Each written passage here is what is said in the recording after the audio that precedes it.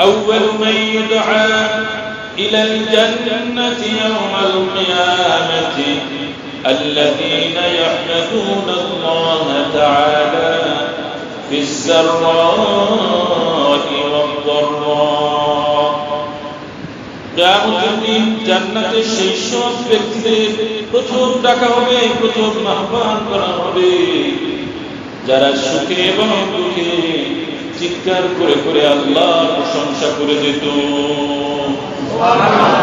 বান্দা যখন কোনো মুসিবতে পড়বে চিৎকার করে বলবে আলহামদুলিল্লাহ। 1 মাস 30 দিন 25 দিন সুস্থ, 5 দিন অসুস্থ, শুকরিয়া আদায় করবে কার? আল্লাহ। এই 25 দিনের জন্য আল্লাহ, আর 5 দিন অসুস্থ থাকলেও প্রশংসা হবে কার? আল্লাহ। এই জন্য আমরা 1 মাস ব্যাপী ভালো আবহাওয়া করেছিলাম, 1 বছর ব্যাপী ভালো আবহাওয়া করেছিলাম। ছোট্ট 2-3 দিনের জন্য একটি ঘূর্ণিঝড় এসেছে, এতে করে আল্লাহকে ভুলে যাওয়ার সুযোগ নেই। এর মধ্যে আল্লাহকে স্মরণ করা লাগবে, আল্লাহর কাছে মাথা নত করা লাগবে। এটা মোকাবিলা না করে মাথা নত করে দিতে হবে যে আল্লাহ, এত বিশাল মুসিবত আমরা ছোট ছোট গোলাম কি করে সহ্য করব? আপনি আমাদের কাছ থেকে এই মুসিবতটা সরায় নেন। এটা বলবো কার কাছে? আল্লাহর হাবিব বলেছেন, তোমার যদি ছোট্ট সুখ প্রয়োজন হয়, সোনামুখী সুখ চেনেন একেবারে সুখ, এটাও যদি তোমার প্রয়োজন হয় তুমি আল্লাহর কাছে চাইবে। বিশাল কিছু প্রয়োজন হলেও আল্লাহর কাছে চাইবে। যার কাছে তুমি চাইবে তিনি কখনো ঘুমান না, তার কখনো নিদ্রা আসে না, ঘুম আসে না, ক্লান্ত হন না। সকল ক্লান্তির ঊর্ধ্বে তিনি, সকল ধরনের দুর্বলতার ঊর্ধ্বে কে? আল্লাহ। তাহলে আমরা মুসিবতের সময় কার কাছে সাহায্য চাইবো? ইনশাআল্লাহ আল্লাহ আমাদের এই দেশকে এই বুলবুল নামে ঘূর্ণিঝড় থেকে রক্ষা করুন, আমিন। নাকি মোকাবেলা করবেন? পারবেন? 3বার যদি বমি হয় শুয়ে থাকার শক্তিও থাকে না, কি বলেন? 2বার বমি হলে আমাদের শোয়ার সুযোগও থাকে না। সেখানে এই বিশাল ঘূর্ণিঝড়, এটা মোকাবিলা কেমনে করবে মানুষ? আল্লাহু আকবার। মানুষের কথায়, মানুষের জিহ্বায় অনেক সময় আল্লাহর দ্রোহিতা, খোদার দ্রোহিতা প্রকাশ পায়। আল্লাহ রহমান রহিম হিসাবে ধরেন না, মাফ করে দেন, এই জন্য বেঁচে যাই। না হলে পিপিলিকার মতো পিষে মাটির সাথে মিলাই দিতে আমাদের। আল্লাহ হাবিব দোয়া করেছেন, আল্লাহ হাবিবের ইজ্জতের খাতিরে আমাদের কোন শাস্তি পৃথিবীতে হয় না। এটা যেহেতু বলে ফেলছি, আমি বলেই ফেলি আল্লাহ রাসূলের এই সম্মানের কথা।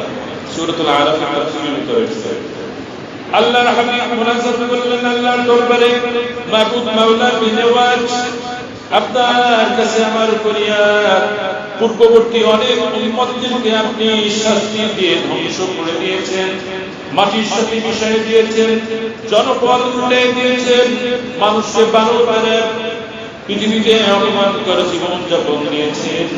আপনার কাছে আমার ফরিয়াদ, আমার এই কষ্টের উম্মত, আমার প্রিয় উম্মতদের কোন শাস্তি যেন দুনিয়ায় আপনি না দেন। দোয়া করেছেন কে? তার জন্য বসা যাবে না, তার জন্য বসা যাবে না, বসতে কষ্ট লাগে। আল্লাহ বললেন, বন্ধু হাবিব আমার, আপনার দোয়াকে আমি মঞ্জুর করে দিলাম, কবুল করে নিলাম। এই জন্য উম্মতে মুহাম্মাদের কোন জমি আল্লাহ উল্টে দেন নাই, কওমে লূতের মধ্যে কোন কিরাদাতান কাসিম নিকৃষ্ট বানর হয়ে যায়, আমাদেরকে আল্লাহ বানর বানান নাই। বানরের গোষ্ঠী ডারউইনের গোষ্ঠী, আমরা কি ডারউইনের গোষ্ঠী? আমরা কি বানরের জাত? এরকম কথা ক্লিয়ার থাকতে হবে। আমরা কার কাছ থেকে এসেছি? সাইয়্যিদনা আদম আলাইহিস সালাতু ওয়াস সালাম, আমাদের পূর্ব পিতা, আমাদের ব্লাডে আদম আলাইহিস সালামের রক্ত আমাদের আছে, ঠিক কি না? নাকি বানরের রক্ত? যারা পড়ে আর পড়ায় আর যারা লেখে আর লেখায়, তাদের সাথে আমাদের একটা পার্থক্য থাকতে হবে, ঠিক কি না? পরিষ্কার জেহেন পরিষ্কার রাখতে হবে, বাচ্চাদেরকে এটা শেখাতে হবে। এটা হলো 1 নম্বর দোয়া। এই দোয়ার উসিলায় আমরা বেঁচে গেছি। আল্লাহর হাবিবের প্রশংসা করা লাগবে কি লাগবে না? কারণ তার দোয়ার উসিলায় হাজারো পাপ করি, সুদ ঘুষ জেনা ব্যভিচার যা করি, দুর্নীতি করি, ধার ধরে আল্লাহ শাস্তির আওতায় আনেন না, মাফ করার, মাফ হওয়ার সুযোগ করে দেন। কার সম্মান?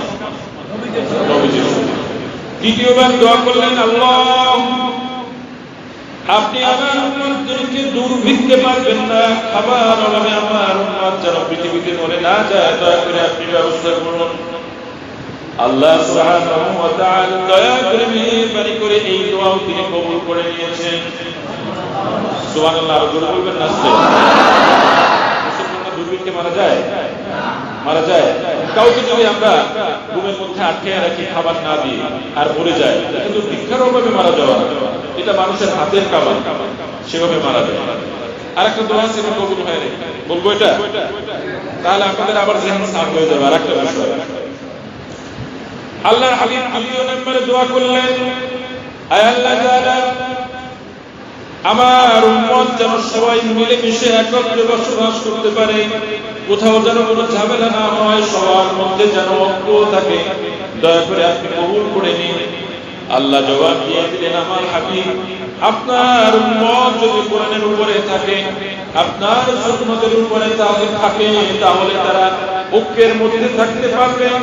এই কোরআন থেকে যদি বিচ্ছিন্ন হয়ে যায়, তাহলে আমরা আপনার উম্মতের জন্য আমি শাস্তি নির্ধারণ করে রাখলাম, তারা ভাগ হয়ে যাবে, বিক্ষিপ্ত হয়ে যাবে, এমন ভাগ হয়ে যাবে মিলেমিশে তারা থাকতে পারবে না। এটা আপনার উম্মতের জন্য আমি শাস্তির ফয়সালা করে রাখলাম। জেহেন ক্লিয়ার হয়েছে? অনেকে বলে মুসলমানরা এত থাকবে না। এই জবাবটা এতদিন আপনাদের মনে হয় জানা ছিল না, অনেকে এই বিষয়টা জানে না। অনেকেই বলে, হুজুর আপনাদের মধ্যে এত ভাগ কেন? হ্যাঁ, আমাকে আপনি আলাদা করে দিচ্ছেন, আমাকে হুজুর বলে আলাদা করেছেন, তা আপনি কি? আমি আর আপনি বিচ্ছিন্ন কেউ না, একই আল্লাহ কি সুবিধা দিলাম একটু আগে, ঠিক কিনা? আমাদের মধ্যে ভাগ, আপনারা ভাগ হয়ে গেলেন।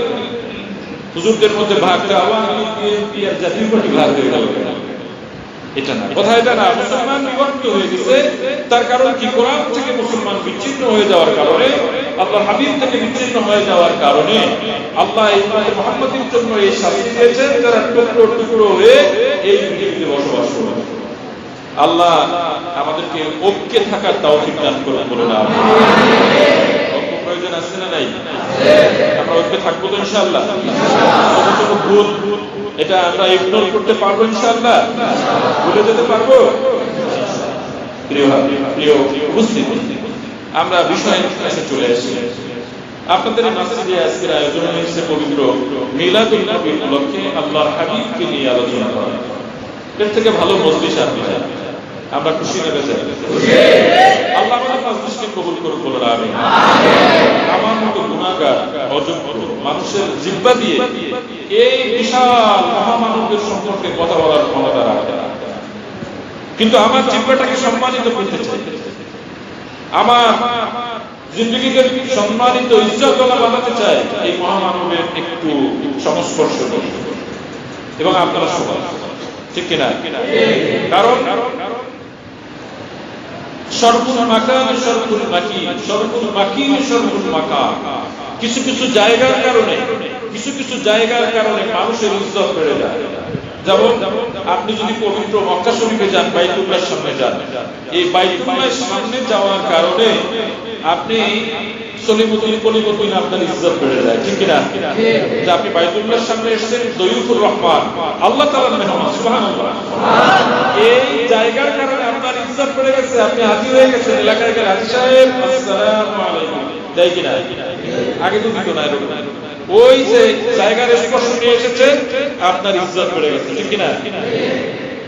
আবার কোন কোন ব্যক্তির কাছে গেলে, কোন কোন ব্যক্তির কারণে জায়গার দাম বেড়ে যায়। মদিনার দাম ছিল না 2 পয়সা, আল্লাহর হাবিবের দেহ মুবারক সেখানে থাকার কারণে, আল্লাহর হাবিবের শরীর মুবারক সেখানে থাকার কারণে মসজিদে নববী সহ মদিনা মদিনাটা মুনাওয়ারা হয়ে গেছে। মুনাওয়ারা বুঝুন তো, উজ্জ্বল, চকচকপূর্ণ, আলোকিত। আল্লাহর হাবিবের দেহ মুবারক সেখানে থাকার কারণে এই মদিনার মাটির দাম স্বর্ণের থেকেও বেশি হয়ে গেছে, ঠিক কিনা? দেখলেন, ব্যক্তির কারণে জায়গার দাম, জায়গার কারণে ব্যক্তির দাম, দুটোই আছে কিনা? আজকে যাকে নিয়ে আমরা আলোচনা করছি, তার কারণে আমাদের দাম বেড়ে যাবে, ঠিক না? তার কারণে আমাদের দাম বেড়ে যাবে। তো এখন আমি আপনাদের এই বিষয়ে কয়েকটি কথা বলার ইচ্ছা রাখি ইনশাআল্লাহ। কিন্তু আপনাদের আমাদের খেয়াল রাখতে হবে আল্লাহর হাবিবের কথা অনুযায়ী, ফানজুরু আম্মান তাকুদুনা দীনাকুম, তুমি কার কাছ থেকে দ্বীন শিখতেছো এটা জেনে নিতে হবে। তুমি যার তার কাছ থেকে দ্বীনি ইলম শিখতে পারো না। দ্বীনি ইলম যার কাছে আছে, যার কাছে এই আমল ঠিকঠাক মতো আছে, তার কাছ থেকে তোমার দ্বীনি ইলম শিখতে হবে। এই জন্য আমাদের খুব চোখ কান খোলা রাখা লাগবে। আমরা এমন একটা সময় এসে পড়েছি, অনেক ফিতনা আমাদের চারপাশে ঘুরঘুর করছে, আমাদের কানে, আমাদের চোখের সামনে সব জায়গায় ফিতনা এসে ভিড় করেছে। এই ফিতনার থেকে আমরা যদি বাঁচতে চাই, তাহলে সোজা হয়ে থাকলে হবে না, চোখ কান খোলা রেখে আল্লাহর সাহায্য নিয়ে থাকতে হবে। আল্লাহ আমাদের সাহায্য করুন, আমিন। মিলাদুন নবী নিয়ে অনেক কথা, অনেকে এটা স্বীকৃতি দিতে চায় না, আবার অনেকে খুব বেশি করে উদযাপন করে। আমি আপনাদের সামনে চেক অ্যান্ড ব্যালেন্স করে এটা করব না করলে কি কায়দায় করব সেই ব্যাপারে কথা বলবো ইনশাআল্লাহ। মিলাদুন নবী আর সিরাতুন নবী এই নিয়ে আমাদের দেশে অনেক বিতর্ক, ঠিক না? মানুষ বুঝতে পারতেছে না কোনটা সঠিক কোনটা বেঠিক, বুঝতে পারতেছে। অনেককে আল্লাহ সুযোগ দিয়েছেন, তারা বুঝেন, অনেকে বুঝেন না। আর আপামর জানতার পক্ষে সবকিছু বোঝাও সম্ভব নয়। মানুষ খুব বিপদে পড়ে যায় যে কোনটা করি আর কোনটা ছাড়ি, এই একটা বিপদের মধ্যে পড়ে যায়। তো এই জন্য আমি আপনাদেরকে বলবো, সিরাতুন নবী আর মিলাদুন নবী একই জায়গায়, আমি মিলিয়ে দিই। সিরাতুন নবী শব্দের অর্থ হলো, সিরাত শব্দের অর্থই হলো জীবন, জীবন। সিরাতুন নবী এটা হচ্ছে আল্লাহ রাসূলের জীবন নিয়ে আলোচনা করা। কেউ তাদের মধ্যে কিছু লোক, কিছু বন্ধুরা আমাদের, তারা আল্লাহ রাসূলের নবুয়ত থেকে শুরু করে নিয়ে সিরাত বলতে চায়। এটা খুবই আপত্তিকর কথা, কারণ আল্লাহ রাসূল নবুয়ত পাওয়ার পরে নবী নয়, আল্লাহ রাসূল নবুয়ত পাওয়ার পরে নবী নয়, ক্লিয়ার থাকা লাগবে। কখন নবী ছিলেন তাকে জিজ্ঞাসা করা হয়েছিল, ইয়া রাসূলুল্লাহ, ইয়া হাবিবাল্লাহ, আপনার নবুয়ত সম্পর্কে কিছু বলুন, আপনার সম্পর্কে কিছু বলুন। আল্লাহ রাসূল বলেন, কুনতু নাবিয়্যান ওয়া আদামা বাইনার রূহি ওয়াল জাসাদ। আল্লাহর হাবিব জবাব দিলেন, আমি তখনও নবী ছিলাম যখন আদম রূহের রূপ আসে নাই, যখন আদমের শরীরের রূপ ছিল না তখন আমি নবী ছিলাম, যখন তাকে বানানো হয় নাই তখন আমি নবী ছিলাম। তাহলে কি আল্লাহ নবী 40 বছর বয়সে নবুয়ত পেয়েছেন? এরকম ওটা একটা সিস্টেম, পৃথিবীর আল্লাহর একটা নিজাম, একটি শৃঙ্খলা রক্ষা করেছেন। কিন্তু আল্লাহ নবীকে নবী বানানোর টার্গেট নিয়েছেন অনেক আগের কথা, ঠিক না? কাজে আল্লাহ নবী যখন গর্ভে ছিলেন, জন্মগ্রহণ করলেন, শিশু ছিলেন, বালক হলেন, কৈশোর হলেন, যুবক হলেন, সব জায়গায় তিনি সকলের জন্য আদর্শ। সকলের জন্য কি? নাকি 40 বছরের আগের আদর্শ আমাদের নেওয়া যাবে না? এরকম তিনি আদর্শকার, ছোট্ট বাচ্চা, তিনি আদর্শকার, একটি দুধের বাচ্চার আদর্শ। আল্লাহর নবী হালিমাতুস সাদিয়া রাদিয়াল্লাহু তাআলা আনহা তার যখন দুগ্ধ পান করেছিলেন, এই দুগ্ধ পান করার সময় আপনারা জানেন একটি দুগ্ধ তিনি পান করেছিলেন, ঠিক না? আর একটি ভাইয়ের অধিকার স্বরূপ রেখে দিয়েছিলেন। দেখছেন এই কাজটা ছোট বাচ্চা বুঝে? আল্লাহ তার মগজে তার হাবিবকে দিয়ে এই অধিকার প্রতিষ্ঠা করেছে। কাজেই তিনি ছোট এই দুধের বাচ্চার আদর্শ। কাজেই তিনি ছোট্ট বাচ্চা, ছোট বাচ্চা। আমাদের দেশে অনেকে কিন্তু পরনে কিছু কাপড় চোপড় থাকে না, একেবারে বাচ্চা অবস্থায়। কিন্তু আল্লাহ হাবিবের কখনই এরকম হয়, এরকম অবস্থা আল্লাহ রাসূলের চাই নেই যে কাপড় ছাড়া ওনিয়ানা বিবস্ত্র অবস্থায় আল্লাহ রাসূল কোনোদিন ছিলেন, এরকম কোনো ঘটনা ঘটে না। কাজেই তিনি ছোট বাচ্চাদের জন্য কি, যেমন যখন বাইতুল্লাহ নির্মাণ হয় রাসূলের ছোট্ট সময়, তখন তার চাচা বলেছিলেন যে সবাই মাথায় পাথর নিয়ে আসছে, এই নির্মাণ সামগ্রী নিয়ে আসছে, কাপড় বেঁধে বেঁধে, তুমিও কাপড় বেঁধে পরনের কাপড়টা খুলে মাথায় বেঁধে তারপরে পাথরগুলো নিয়ে আসছে। মুরব্বীদের কথা অনুযায়ী আল্লাহর হাবিব মাত্র চিন্তা করলেন যে অবশ্যই সঠিক কথা, তিনি কাপড়টা খুলবেন, এত নিয়ত করেছেন, চিন্তা করেছেন, অজ্ঞান হয়ে জমিনে লুটিয়ে পড়েছে। তাহলে তিনি একজন ছোট বাচ্চার আদর্শ না? আদর্শ এগুলোর থেকে কাহিনী বলার উদ্দেশ্য নয়, এখান থেকে প্রত্যেকটা থেকে এক একটা আদর্শ ফাইন্ড আউট করতে হবে যে এখানে কি আদর্শ। ছোট বাচ্চাও ওরকম পরনের কাপড় কিনতে পারবে না, আদর্শ এগুলো বললে একটা পর একটা বলা যাবে, বিশাল মহাসমুদ্র আল্লাহর হাবিব এর জীবন চরিত্র। আচ্ছা, এবার সিরাতুন নবী আপনারা জানলেন। মিলাদুন নবী হচ্ছে রাসূলের জীবন নিয়ে, রাসূলের জন্ম নিয়ে, জন্ম বৃত্তান্ত নিয়ে আলোচনা করা। এটা লাগবে না লাগবে না? কেন লাগবে? রাসূলের কি জন্ম হয় নাই? রাসূল কি জন্ম ছাড়া হয়েছে? রাসূলের জন্মের ইতিহাস আমাদের দেশে বায়োডাটা লাগে, জীবন বৃত্তান্ত লাগে কিনা? এই জীবন বৃত্তান্তে আমরা বুঝতে পারি সে তার বাবাকে মাকে কোথায় জন্মগ্রহণ করেছে, তার অন্বেষণ কোথায় ইত্যাদি চাকরির জন্য প্রয়োজন হয়। আল্লাহ নবী এই সৃষ্টি জগতের আদর্শ, তার জন্মের এই বিষয়টা মানুষের কাছে তুলে ধরা, এটা কি গুনাহের কাজ? গুনাহের কাজ? আপত্তি কেন? আপত্তি করার কিছু কারণ আছে, আমি সেটাও বলবো। জন্মের ব্যাপারে আল্লাহর হাবিব নিজে বলেছেন, খারাজতু মিন নিকাহিন খারাজতু মিন নিকাহিন ওয়া লাম আখরুজ মিন সিফাহিন। আল্লাহর হাবিব বলেছেন, আমি বিবাহের বৈধ সন্তান, সুবহানাল্লাহ বলুন, বিবাহের বৈধ সন্তান, আমি অবৈধ সন্তান নয়, অবৈধ যৌন কর্মের কোন সন্তান নয়। ওয়া লাম আখরুজ মিন সিফাহিন, যৌনতা, অবৈধ যৌনতার কারণে যে সন্তান হয় আমি সেরকম নই। আমি ওয়ালাদুল মিল্লাতুল আদম ইলা আন ওয়ালাদাতনি আবি ওয়া উম্মি। তিনি বলছেন, আমার পিতা আব্দুল্লাহ, মাতা আমিনা, তাদের বৈধ বিবাহ হয়েছে, তাদের বৈধ বিবাহে সন্তান আমি মুহাম্মদ ইবনে আব্দুল্লাহ। আল্লাহ রাসূলের কথা পাওয়া গেছে এটা। তিনি আরো বলেছেন, ওয়ালাম ইউসিবনি ওয়ালাম ইউসিবনি, আমার কাছে পৌঁছে নাই মিন সিফাহিল জাহিলিয়াতি শাইউন, জাহিলিয়াতের যে সমস্ত যৌন অপকর্ম বেহায়াপনা ছিল আমার জীবদ্দশায়, আমার জীবন বৃত্তান্তে, আমার জন্মে এরকম কোন বেহায়াপনা স্পর্শ করে নাই। বরং ইব্রাহিম আলাইহিস সালাতু ওয়াস সালাম থেকে নয়, আদম আলাইহিস সালাতু ওয়াস সালাম থেকে যেই বংশ প্রক্রিয়া আবার পর্যন্ত পৌঁছেছে, ইতিহাস সাক্ষ্য দেয় কোথাও এতটুকু পরিমাণ কলঙ্ক নেই, এতটুকু পরিমাণ সমালোচনা নেই। পুত পবিত্র একটি ধারায় পৃথিবীতে আল্লাহ আমাকে পাঠিয়েছে। আল্লাহ নবীর জন্ম তিনি নিজেই এটা ডকুমেন্ট দিয়েছেন যে আমার জন্মটা এভাবে হয়েছে। আমরা কি ক্লিয়ার? এখন এই জন্মদিন পালন করা যাবে কিনা? আল্লাহ নবীর জন্মদিন ছাড়া আমাদের জন্মদিন পালন করা জায়েজ আছে না নাই? এই কতক চোখ থাকলাম, কতকে বলছি নাই, তাহলে বিষয়টা অস্পষ্ট হয়ে গেল কিনা? এখন সবাই বলছেন জায়েজ নাই, জন্মদিন পালন করা কি নাই? জায়েজ নাই, এটা আপনারা বলতেছেন। আমি বলবো জন্মদিন পালন করা জায়েজ।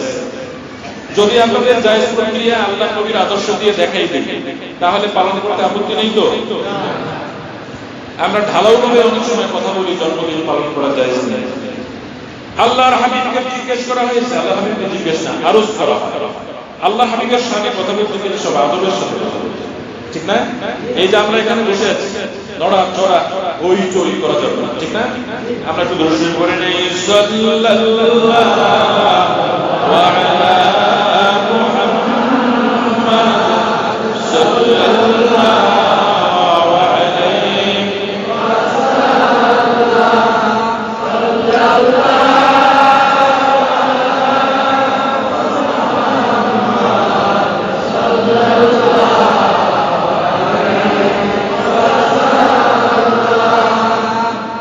চলছে কত হাজির দল, ওই নামে হইয়া পাগল, আশিক চলছে ইশকেতে ওই মুহাম্মদ রাসূল সাল্লাল্লাহু আলাইহি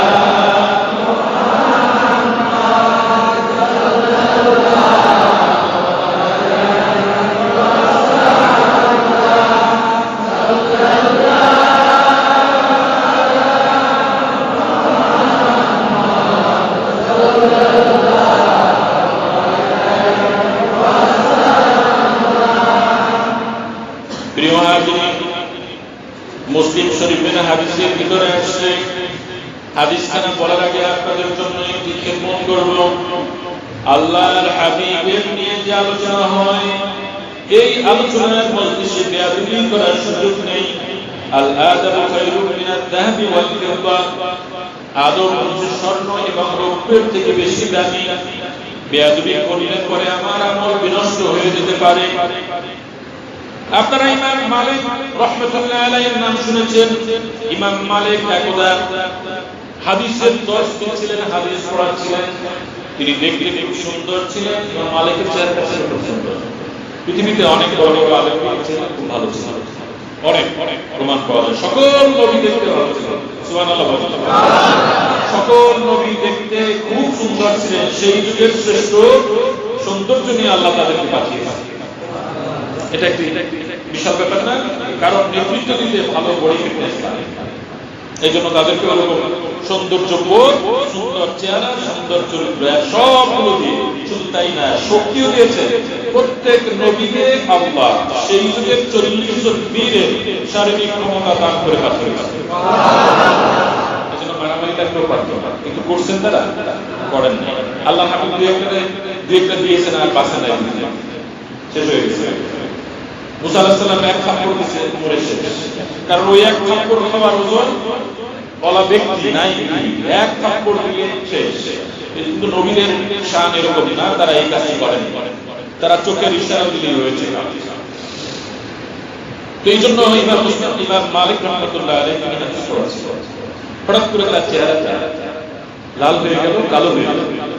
তিনি হাদিস পড়াতে পড়াতে হাদিস শেষ করার পরে তিনি বললেন, ছাত্রদের, দেখো তো আমার পিঠে কিসে যেন কামড় দিয়েছে, দেখো।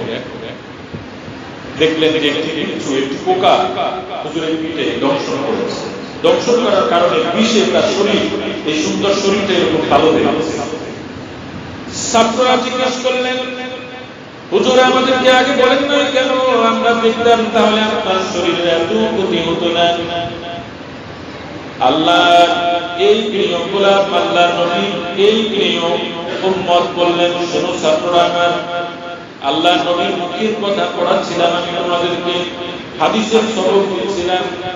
এই অবস্থায় ছোট্ট একটি বিচ্ছু আমাকে কামড় দিয়েছে।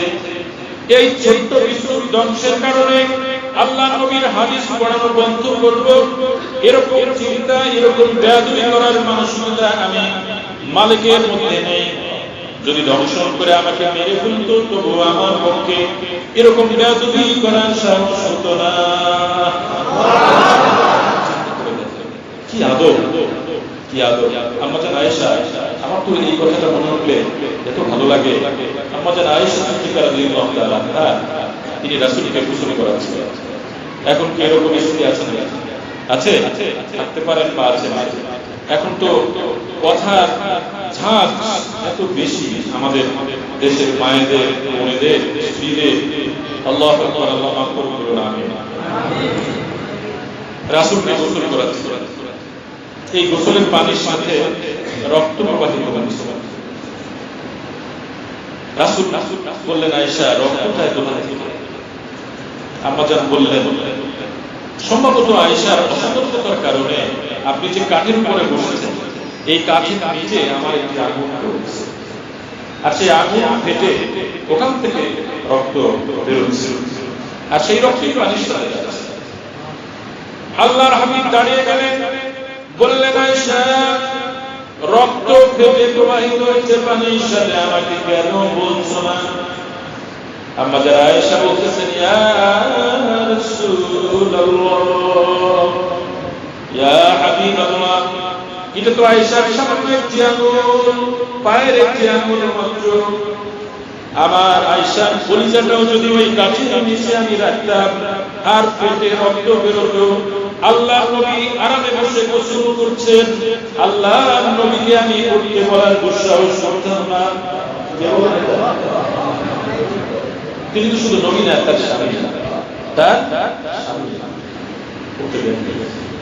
উঠতে দেন নাই। আদব সূরাতুল হুজুরাতের ভিতরে আসছে, হযরত ওমর, হযরত আবু বকর সবাই মিলে জোরে জোরে কথা বলতেছে। আয়াত নাযিল হয়ে গেল, আল্লাহ হুকুম দিয়ে দিলেন, লা তারফাউ আসওয়াতাকুম ফাওকা সাওতিন নবী, নবীর কণ্ঠের উপরে কণ্ঠ বাড়াইও না, উঁচু করো না, তোমাদের আমলগুলো ধ্বংস হয়ে যাবে, টের পাবেন। কোরআনের আয়াত, লা তারফাউ আসওয়াতাকুম ফাওকা সাওতিন নবী ওয়া লা তাজহারু লাহু বিল কওল কাযাহরি বা'দিকুম লিবা'দিন আন তাহবাতা আমালুকুম, যে তোমরা নিজেরা যেভাবে কথা বলো নবীর শানে নবীর পাশে সেরকম কথা বলো না। তাহলে আমরা আজকে আলোচনা করতেছি কাকে নিয়ে? আদব থাকা লাগবে কি লাগবে না? বেয়াদবের কলবে এলেম যায় না বাবা, বেয়াদবের কলবে কি যায় না? আমরাও অনেকে যারা বলি, অনেকে কথা বলতে গিয়ে এমন জোরে বলি, মাইক পড়ে যায়, গালিগালাজ করতে থাকি, হাতা কাঁচায় মানুষকে খুশি দেখায়, কত কায়দায় কথা বলি, কথা বলা উচিত না। কোরআন হাদিসের বয়ান এরকম হয় না। কোরআন হাদিসের বয়ান এরকম বললে এই কোরআন হাদিসের সাথে আরেকটা বেয়াদবি হবে, এটা ঠিক না। কোরআন হাদিসের বয়ান, কোরআন হাদিসের আলোচনা, খুতবা এগুলো মোলায়েম ভাষায়, মার্জিত ভাষায় সুন্দর করে উপস্থাপন করতে হবে, ঠিক না? এখানে বাড়াবাড়ি ধাক্কাধাক্কি করার জায়গা নাই, এটা আমরা করবো না, আমরা বলবো ইনশাআল্লাহ। তো আমরা বলেছিলাম যে আল্লাহ রাসূল মুসলিম শরীফের হাদিস খানা বলছেন জন্মদিন পালন করা যাবে না। আল্লাহর হাবিব বলেন, আন্না রাসূলুল্লাহ সাল্লাল্লাহু আলাইহি ওয়াসাল্লাম সুইলা আনিস সাওমিল ইসনাইন, আল্লাহ রাসূলকে আরজ করা হলো আপনি যে সোমবার দিন আসলেই পরে রোজা রাখবেন, এই রোজাটা আপনি কি জন্য রাখেন? আল্লাহ নবীর চরিত্র ছিল, আমল ছিল প্রতি সোমবার তিনি রোজা রাখবেন। আল্লাহ নবী জবাব দিলেন, ফিহি ওয়ালিদতু, আমি এই দিনের ভিতরে জন্মগ্রহণ করেছি। কোনবার? সোমবার, ইসলাম মানে সোমবার। সোমবারের রোজা সম্পর্কে রাসূলকে যখন আরজ করা হলো, তিনি বললেন, আমি এই দিনে রোজা রাখার কারণে এই দিনে আমার জন্ম হয়েছে, আমি জন্ম নিয়েছি। আর আর এই দিনে আমার উপরে এই কোরআন অবতীর্ণ হয়েছে। জন্মদিন পালন করার একটা দলিল পাওয়া গেছে? কেক কেটে না রোজা রেখে? মুসলমান জোরে বলতে হবে, কেক কেটে না রোজা রেখে? তাহলে জন্মদিন যা পালন করতে মনে চাইলে কি করতে হবে?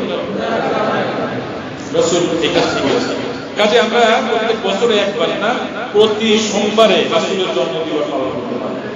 প্রতি সোমবার আসলে পরে আমরা রোজা রাখবো, যেহেতু এই দিনে আল্লাহর হাবিব রোজা রেখেছে। কাজে রাসূলের জন্মদিবস পালনের একটি সুন্নাত তরিকা হলো সোমবার আসলে পরে আমরা কি করব? রোজা রাখবো। আচ্ছা, এবার আসেন যারা এই জন্মদিবস পালন করতে গিয়ে কিছু উল্টাপাল্টা কাজ করে বসে, এই উল্টা কাজটা করতে গিয়ে আমরা যারা ভালোভাবে করতে চাই তারাও বিপদে পড়ে গিয়েছে। এই দিনে এমন ভাবে ঢাক ঢোল পিটিয়ে, জীবনে যারা কোনোদিন নামাজ আদায় করে নাই, জীবনে যারা সুদ ঘুষ নিয়ে কোনো কিছু ভাবে না, জীবনে জেনা ব্যভিচার যারা করছে, জীবনে যারা শিরক বিদআত করছে, সেই সব মানুষগুলো এই দিনটাকে বেশি পরিমাণ উদযাপন করতে গিয়ে মিলাদের সাথে কিয়াম নিয়ে তাদের কত আপত্তি। এই মিলাদ এবং কিয়াম একসাথে করে আমরা যে তরিকায় যে পদ্ধতিতে করি, হক্কানি উলামায়ে কেরাম যেভাবে আমাদেরকে রাস্তা দেখিয়েছেন, যেভাবে তারা এই আমলটুকু করেছেন, এই দুষ্ট লোকগুলো কিছু বাড়তি আমল করতে গিয়ে যেমন মিলাদ কিয়াম করার সময় পাশে একটা চেয়ার আছে, কি রাখে? চেয়ার। এটা আমাদের জানতে হবে, না জানলে আমরা ভুল করে বসবো। এই চেয়ারটা কেন রাখে? তাদের বিশ্বাস হলো এখানে আল্লাহ নবী আসেন এবং বসেন, এই জন্য চেয়ারটা খালি রাখে। আচ্ছা, এমন বেয়াদবি পৃথিবীতে আছে নাকি যে আল্লাহ নবীর পাশে চেয়ারে বসার ক্ষমতা রাখি কে? বলেন তো। আল্লাহ নবী যদি আসেন, আপনি ধরে নেন তো তার পাশে আমি এই চেয়ারটা দিয়ে বসতে পারি? তাহলে কি যে চেয়ারটা রাখে আর পাশে বসে এক নম্বর বেয়াদব। আপনারা হাদিসে জিবরিলের ভিতরে আসছে, আল্লাহ নবী দিন শেখাচ্ছিলেন, একজন ব্যক্তি আসলেন রাসূলের পাশে এসে তার উরুর সাথে মিলিয়ে বসলেন। সাহাবায়ে কেরাম মানতে পারছিলেন না যে আল্লাহ নবীর পাশে এই বেটা এসে কে বসলো, তার শরীরের সাথে শরীর মিলিয়ে বসছে। সাহাবায়ে কেরাম রেগে যাচ্ছিলেন। আবার তিনি প্রশ্ন করছেন, রাসূল জবাব দিচ্ছেন, আবার সেই ব্যক্তি বলছেন আপনি ঠিক বলেছেন। তো রাসূলের থেকে আবার এই কথাটা কোথা থেকে আসলো যে রাসূলই বলছেন আপনি সঠিক কথা বলছেন। পরে উনি যখন গেলেন সাহাবায়ে কেরামকে বললেন, তোমরা কি জানো এই আগন্তুক ব্যক্তিকে? সাহাবায়ে কেরাম বললেন, আল্লাহু আ'লাম ওয়া রাসূলুহু, আল্লাহ এবং আল্লাহর রাসূল ভালো জানেন। তখন আল্লাহ নবী বললেন, জিবরাইল তোমাদেরকে দ্বীন ধর্ম এটা শেখানোর জন্য এখানে এসেছেন, আমাকে প্রশ্ন করলেন, আমি উত্তর দিলাম। এইভাবে প্রশ্ন এবং উত্তর করে করে দ্বীন শিখতে হয়। সুবহানাল্লাহ। কাজে আল্লাহর হাবিবের পাশে বসার মতো সাহস কারো হওয়া উচিত না। এইটা বদ আকীদা, তাদের এই কাজটা সুন্দর নয়। এখন তাদেরকে আমরা বাস দিয়ে পিটানি দেবো? কথা বলেন, পিটানি দেবো? তাহলে কি করতে হবে? বুঝাতে হবে। আপনি যদি পিটানি দেন, আপনি যদি গালি দেন, মাইক দিয়ে ইউটিউব দিয়ে সমাধান হবে না। এটা আল্লাহ রাসূলের চরিত্র। আল্লাহ রাসূলের যারা ধর্ম মানে না ওরা তো অমুসলিম না, অমুসলিম। যারা এই ভণ্ডগুলি আমরা তাদেরকে, তারা কি মুসলমান না অমুসলমান? তাদের ঈমান আছে, তারা আল্লাহর উপরে ঈমান রাখে, ভুল আছে, কিন্তু তারা আল্লাহর উপরে কি রাখে? ঈমান আনে। এই আলোচনাগুলো এই দেশের মানুষের শুনতে চায়। তারা এক পক্ষের কথা বলতে ভালো লাগে, তাদের জিন্দাবাদ করার জন্য, বক্তার কাঠি বানানোর জন্য এই কাজটি করে বসে। আমি ওরকম বক্তাও না, আমি আলেম হিসেবেও নিজেকে মনে করি না, বিশ্বাসও করি না।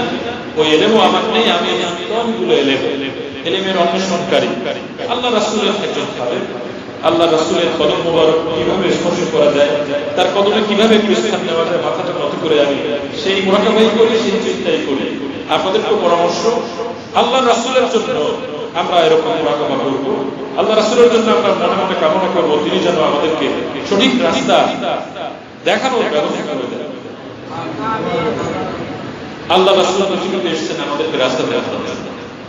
তিনি আমাদেরকে রাস্তা দেখিয়ে দেবেন, কোনটা সঠিক কোনটা বেঠিক বোঝানোর তাওফিক।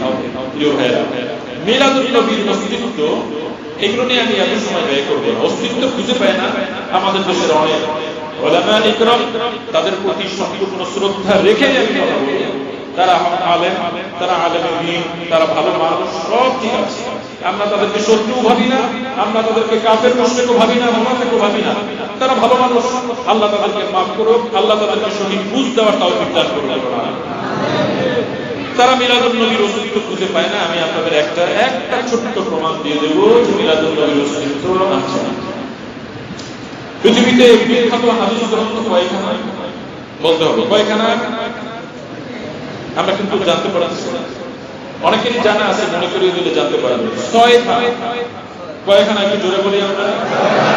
আমি এমন আলোচনা করি না যে আলোচনার থেকে বাসায় কিছু নিতে পারবেন, শুধু একটু চোখের পানি ফেলবেন, এই নিয়াতে আমি আলোচনা করি।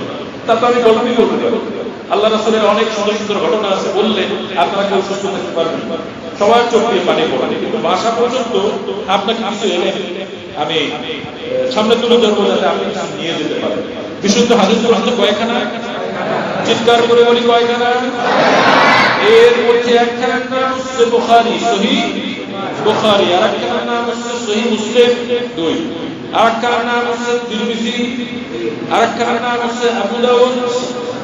আর একখানার নাম হচ্ছে নাসাই শরীফ। আর একখানার নাম ইবনে মাজাহ। এখানে হয়েছে এই 6খানা বিশুদ্ধ হাদিস। দেখেন, এটা জানা দরকার কিনা আমাদের?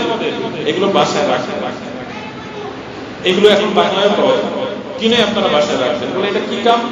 আমি পড়তে পারবো না। অনেকে আমাদের বলে যে বাসায় আছে, কোরআন আছে, তাফসীর আছে, এটা পড়ার কেউ নাই, মানিছে না। পড়া কপাল, পোড়া কপাল, পোড়া কপাল। হক্কানি উলামা ইকরাম অনেকেই বলেছেন, যার ঘরের মধ্যে বুখারী শরীফ মওজুদ থাকবে, সেলফে থাকবে, পড়া লাগবে না। ওটার বরকতে আল্লাহ এই ঘরে আগুন থেকে নিরাপদ প্রদান করবে। বুখারী শরীফ মানে আমার রাসূল আছে। কেন? বুখারী শরীফে যা কথা সরকার, কার কথা? রাসূলের কথা বাসায় রাখলে অতিরিক্ত হয়। ফ্রিজ 2টা রাখলে অতিরিক্ত হয় না? টিভি প্রত্যেক রুমের উপরে রাখলে অতিরিক্ত হয় না? বোঝা হয় না? শয়তান এই ধোঁকা আপনাকে কেন দিল? এই জন্য আপনার ঘরে প্রত্যেক রুমে কোরআন থাকবে। এই কোরআন থাকলে পরে আপনার ভয় লাগবে যে এই জায়গায় বেহায়া করা করি।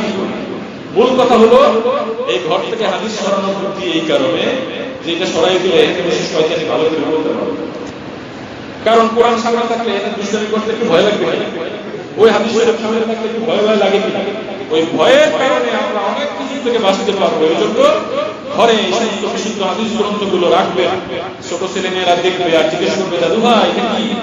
আপনি বলবেন, দাদু ভাই এটা হচ্ছে বুখারী শরীফ, আমাদের নবীজির কথা। সুবহানাল্লাহ বলুন, আল্লাহু আকবার। বাচ্চাদের দেখাই বলবেন এটা হচ্ছে মুসলিম শরীফ, ছিল এটা হচ্ছে তাফসীর ইবনে কাসির। এটা দেখো, বড় হলে তুমি পড়বা। আগে নিয়ত পড়াবে, আগে কানাডা পাঠাই দিবেন, অস্ট্রেলিয়া পাঠাবেন, এই নিয়ত পড়াতে হবে। আর ঠিক মতো জায়গা মতো রাখবেন।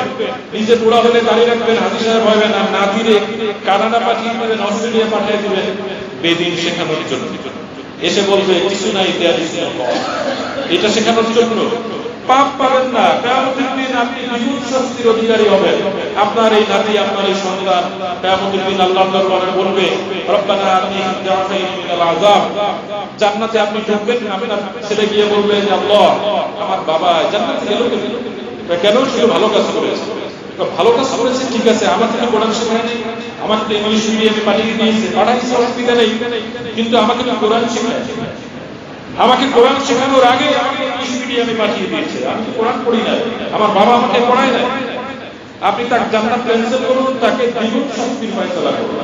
এবং আপনি দি'ফাইনি মিনাল আযাব কোরআন বলে, তখন তাদেরকে দ্বিগুণ শাস্তির ফয়সালা করে দেওয়া হবে। চিৎকার করে বলুন নাউযুবিল্লাহ।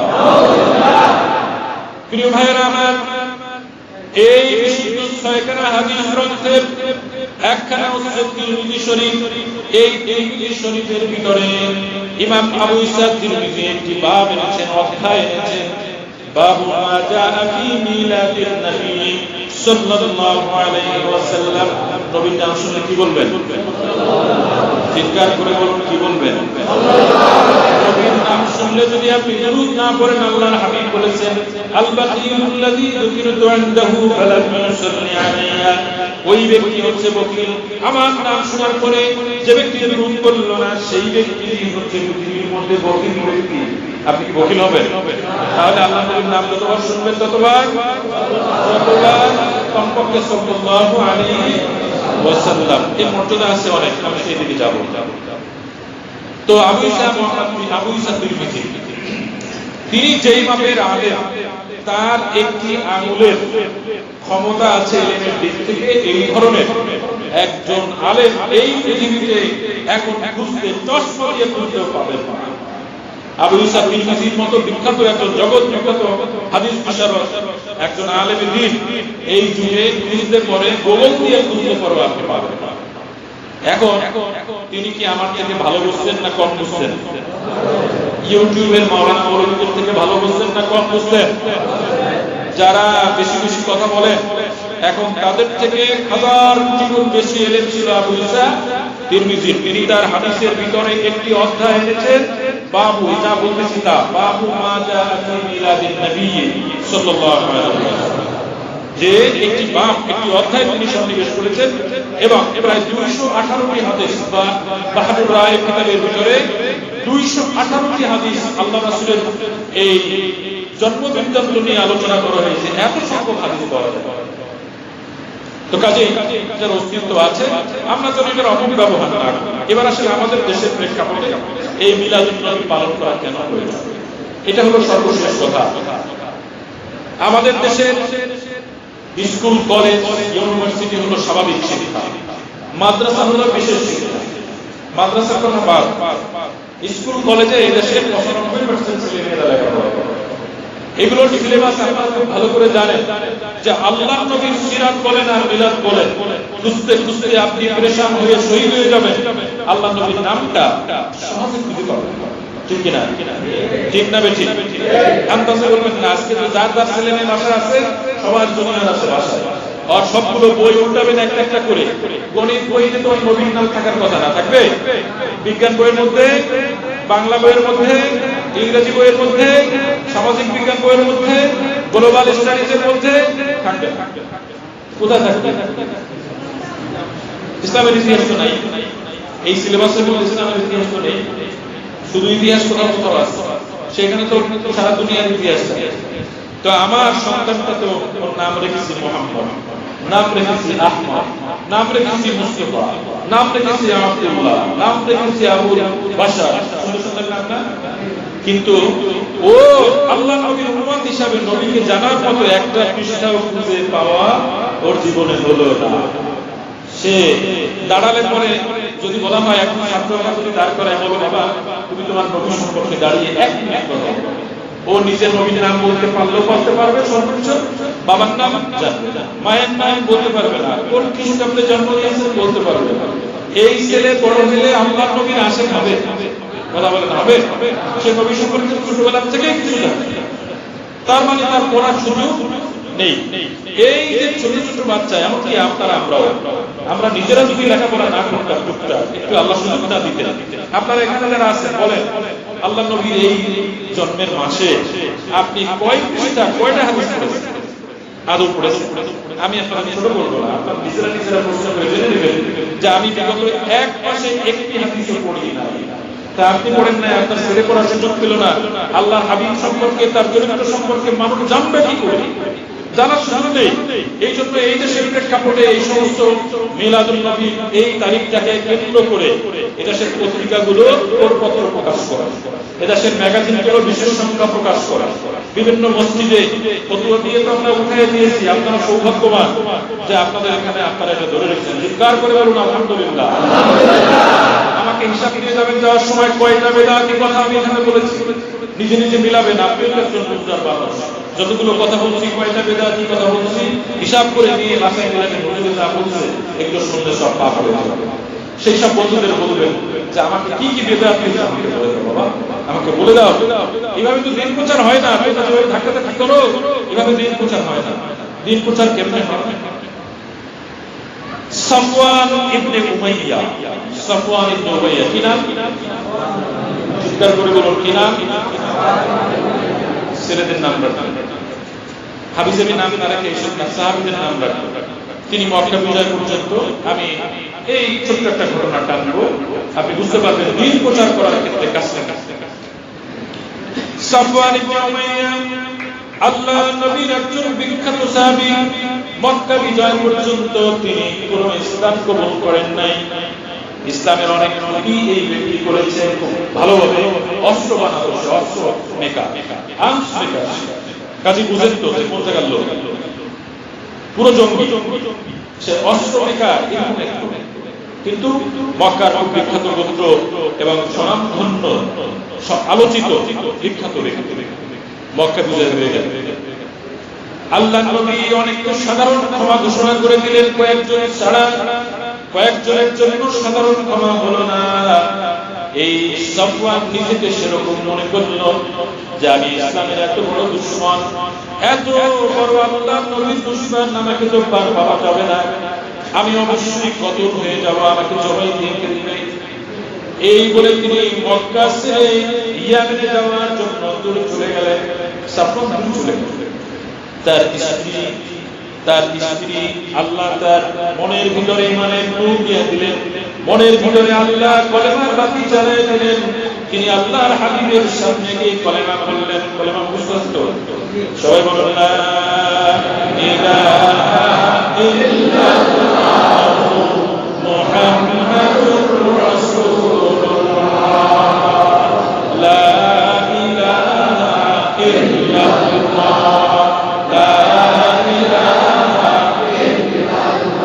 জিব্বা খুলে বলতে হবে সবাই।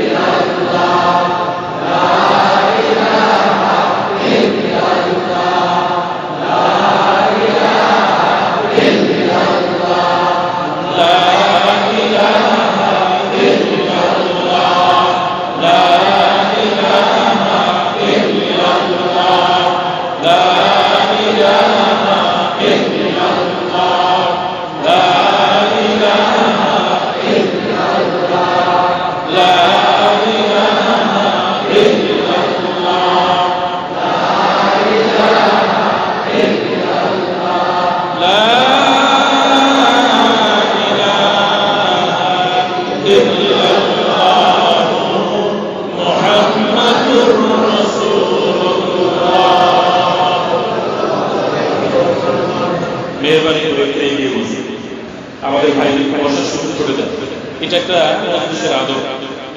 আপনারা যে সমস্ত বন্ধুরা পিছনে দাঁড়িয়ে আছেন, আমাদের পর্যাপ্ত জায়গা আছে, আপনারা ভিতরে আসুন। আল্লাহ নবী এই আলোচনায় আপনারাও সামিল হন, আমরা তাই আহ্বান করি। নিচতলা ঘুরে গেলে আমাদের উপরে পর্যাপ্ত জায়গা আছে।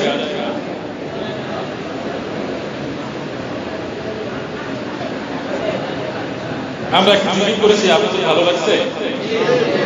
অনেকের মনে থেকে জিকিরও বের হয় না, দুরূদ পড়লে দুরূদ বের হয় না, এটা হওয়া উচিত না। আপনি জিহ্বা খুলে জোরে জোরে বলবেন, জিহ্বার জড়তা দূর করে ফেলবেন। লজ্জা নেই, আল্লাহর নাম যদি জিকির করতে লজ্জা কিসে? এভাবে জিকির করতে করতে যদি আদ্রায় এসে যায়, মাশাআল্লাহ, আমাদের সৌভাগ্য। কি বলে? আমাদের সারাদিন দোয়াই করি, আল্লাহ ইমানের সাথে ইন্তেকাল দাও। কেন নয়? আপনি যখন জিকির করবেন এই অবস্থায় যদি আমার মৌত হয়, আর কি সৌভাগ্য। কি বলেন? এই জন্য জিহ্বাটা সবসময় কার জিকির করবেন? জিকির মানে শুধু লা ইলাহা ইল্লাল্লাহ, জিকির মানে কোরআন তেলাওয়াত, জিকির মানে আল্লাহ আল্লাহ, জিকির মানে নামাজ, জিকির মানে দরুদ, আপনি যা পড়েন সব জিকির মানেই হচ্ছে আল্লাহকে স্মরণ করা। আমি দুরূদ শরীফ পড়লে আমি আল্লাহ আল্লাহ রাসূলকে স্মরণ করছি, আমি নামাজ পড়লে আল্লাহকে স্মরণ করছি, আমি তেলাওয়াত করলে আল্লাহকে স্মরণ করছি। কাজে আপনার জিহ্বা এটা যেন সাইয়ের নাম দিয়ে ব্যস্ত না থাকে, এটা যেন আল্লাহ আল্লাহ রাসূল আল্লাহ আল্লাহ কালাম থেকে যেন আমাদের জিহ্বাটা ব্যস্ত থাকে। এজন্য আমরা যখনই কোনো জিকির করব, আপনারা বসে থাকবেন না, একেবারে জোরে জোরে সুন্দর করে মন খুলে হৃদয় থেকে নিয়ে জিকির আজকার আমরা করব। আমরা বলতেছিলাম যে আল্লাহর হাবিবের ভয়ে এই লোক পালিয়ে গেল, সাফওয়ান ইবনে উমাইয়া। তার স্ত্রী তার ভিতরে আল্লাহ দ্বীনের জন্য নূর জ্বালিয়ে দিলেন। তিনি এসে আল্লাহর হাবিবের সামনে বসে কলেমা পড়ে মুসলমান হয়ে গেলেন। বলুন কি? সবাই কি বলবেন? আলহামদুলিল্লাহ বলুন সবাই। এবার সাফওয়ান ইবনে উমাইয়া চিন্তা করলেন, তার স্ত্রী ভাবলো তার স্বামীকে তো বাঁচানো যাবে না, স্বামী সিদ্ধান্ত নিয়েছে ইয়ামেনে যাবে বলে আবার চিন্তা করলো। ইয়ামেনেও ইসলামের আলো চলেছে, ইসলামের দাওয়াত পৌঁছায় গেছে, সেখানেও বাঁচতে পারবে না। লোহিত সাগরে ঝাঁপ দিয়ে আত্মহত্যা করার নিয়তে তার গোলামকে সামনের দিকে এগিয়ে গেল। তার স্ত্রী চিন্তা করলেন নবমুসলিমা, তিনি মুসলমান হয়ে গেলেন। ভাবলেন আল্লাহর নবী এমন চরিত্রের অধিকারী, এমন ব্যক্তি, এমন উদার, এমন সহনশীল, এমন ধৈর্যশীল, এই ব্যক্তির কাছে গিয়ে যদি আমি আমার স্বামীর জন্য মাপ চাই, আমার স্বামীর জীবনের নিরাপত্তা চাই, অবশ্যই আল্লাহর নবী আমাকে মাহরুম করবেন না, বঞ্চিত করবেন না।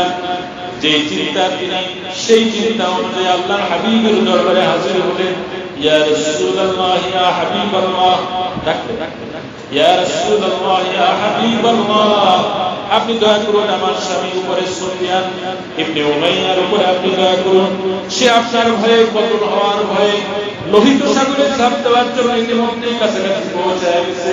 আপনি যদি তাকে নিরাপত্তা দান করেন, তাহলে অবশ্যই আমি তাকে ফিরাই নিয়ে আসবো। আল্লাহর নবীর সাথে সাথে বলে দিলেন ফাওয়া আমি, সে নিরাপদ। সে চিৎকার বললেন, কি বললেন? নিরাপদ। আপনি আমি পারবো এটা? মিলাদ না দাঁড়াইলেই কেউ তারা ধরে বসবে, অথবা দাঁড়াইলেই তারা ধরে বসবে। আমরা যারা দাঁড়াই তারা হিমায়ও পেলে ধরবো, হিমায়রা আমাদের পাইলে ধরবে, ঠিক কিনা? এরকম একটা ভাব হয়েছে কিনা? কথা বলেন না, সত্য না মিথ্যা? আমি পক্ষ বিপক্ষ বলতেছি না, ভাই তো আমরাই। আপনি বলেন এই দেশের আওয়ামী লীগ আর বিএনপি করার কারণে আপন ভাই কখন খালাতো ভাই হয়ে গেছে? কথা বলেন না, খালাতো ভাই হয়ে গেছে, চাচাতো ভাই হয়ে গেছে, নাকি আপন ভাই থাকছে? আওয়ামী লীগের আপন ভাই মরে গেলে বিএনপির আপন ভাই যেটা, তার চোখে পানি আসে না? আসে না? তার শত্রুটাকে আক্রমণ করলে বাঁচাবে না? তাহলে এই একটি কাজ, অন্য দুইটি আমলের পার্থক্য থাকার কারণে দাড়ি না রাখলে তো আপনি খারাপ কিছু বলেন না। সুদ খাইলে, সুদের টাকা লাগাইলে তো আপনি কিছু বলেন না। ঘুষ খাইলে তো আপনি তাকে বিচ্ছিন্ন করেন না সমাজ থেকে, তার ব্যাপারে তো ইউটিউবে আপনি কোনো কথা বলেন না। যার মেয়েকে দিয়ে নাচানাচি করাচ্ছেন তাকে তো আপনি কোনো খারাপ কথা বলেন না। তো ছোট্ট একটি স্বাভাবিক আমল নিয়ে, আরো দুইটি আমল নিয়ে আপনি এক ভাই আর এক ভাইকে কেন ঠেলা ধাক্কা দিয়ে রঙ্গমুখা করে ফেলবেন? কারণটা শয়তান আমাদেরকে ধরে বসে। এগুলো ভালো কাজ। আমরা অবশ্যই আল্লাহ রাসূলের শানে জ্ঞান করি, এটা আমাদের ইতিকাদ, আমাদের আকীদা। আমরা আল্লাহ রাসূলকে এভাবে সম্মান করি, কিন্তু যার মাথায় আল্লাহ বুঝ দেয় নাই তাকে বুঝাই আমাদের কাছে আনতে হয়। কিন্তু ধাক্কা দিয়ে ফেলে দিলে তো আর লোক পাওয়া যাবে। এই জন্য আমাদেরও এই বদটা থাকতে পারবে না। ওদেরকে দাওয়াত দেওয়া, বুঝাবো, ইনশাআল্লাহ তারা শুনবে, আল্লাহর কাছে বলবো, আল্লাহ যেন তার মনটাকে নরম করে দেয়। করা যাবে না? ইনশাআল্লাহ আমাদের কিছু মানুষ উত্তেজিত করে, এটা ভালো কাজ।